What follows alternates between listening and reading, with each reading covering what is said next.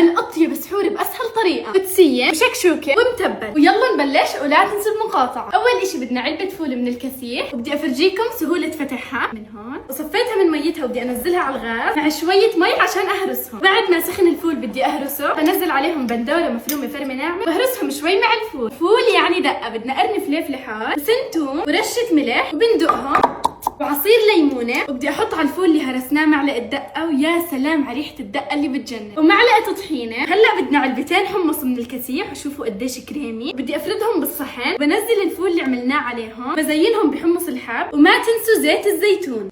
وهلا بنزل حوسه البندوره من الكسيح. هلا بدي افقس عليها البيض، برش عليهم ملح وفلفل اسود وبغطيهم دقيقتين. هيك صارت جاهزه، وبرش عليها رشه بقدونس. واخر اشي اطيب صحن متبل من الكسيح، وبنفرده بالصحن وبتقدروا تزينوه بشو ما بدكم. ويلا ندوق مع ماما وبابا. يا سلام، السفرة شكلها بشهي.